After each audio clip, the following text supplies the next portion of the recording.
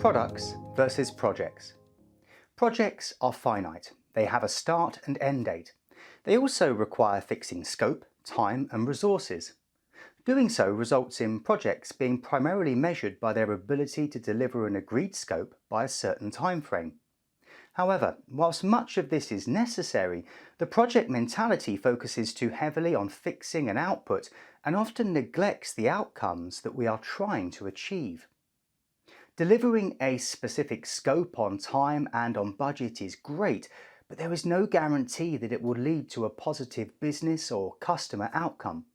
Shipping a new app, for example, or a new type of bank account doesn't mean that you will suddenly acquire more customers as a result. Product thinking, on the other hand, is not finite. There is no start or end.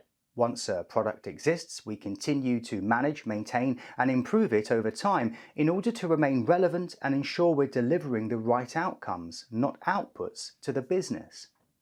This is a significant shift from the project mindset. Rather than focusing on the scope and delivery timeframes, product thinking focuses on outcomes you wish to achieve.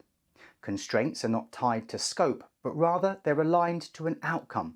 For example, a 5% increase in new bank customers by Q3 this financial year, meaning that we are looking to have an additional 5% of new customers via a financial product from us.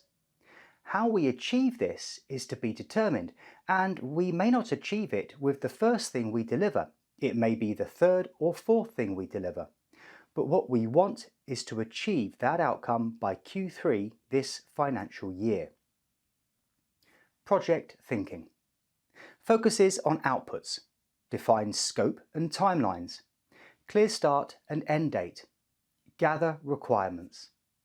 Product thinking focuses on outcomes, defines goals and objectives, continuous, conduct research. Experimentation and innovation. A product mindset also creates space for experimentation. Because we begin with defining outcomes and goals rather than the scope, there is more flexibility in what we ultimately decide to do. In many cases, you won't achieve the outcome on your first try. Rather, it may be on your third or fourth try. This is part of the innovative process. Trying something, learning from it, and adapting accordingly is a key component to building digital products. In Lean Startup, this is known as the build, measure, learn cycle and is foundational to the Agile process. Utilizing this process with a product mindset means that we perform numerous experiments until the desired outcome is achieved. Data informed.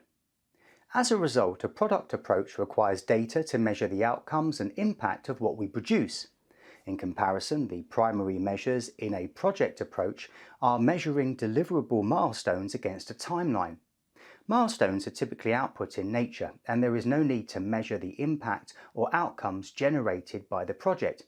It is therefore not uncommon for companies who are primarily project-centric to have little data informing their decisions, because they have had little need for the said data. However, in a product approach, data is vital. Data is core to decision-making in a product approach. We use data in order to determine what outcomes we should be focusing on. Data helps us understand the market and our customers' behaviors, and as a result, it helps us prioritize and make sound decisions. Customer-centric. The heart of why we gather data in a product approach is being customer-centric. Customer centricity means seeking to understand your customers rather than assuming that you know what they want.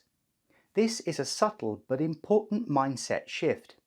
In a project approach, we often come up with an idea. We then go into requirements gathering and define what we would need to do to deliver it. Once defined, we begin to execute on the idea, and finally, we deliver it to our customers. Throughout this entire approach, there is little to no interaction with actual customers. As a result, we make a large number of assumptions about our customers, their needs and behaviors that add risk to the success of the idea. Rather, in a product approach, we make no assumptions about knowing what our customers want or need, and instead seek to understand them through customer interviews, co-creation workshops, and analysing data.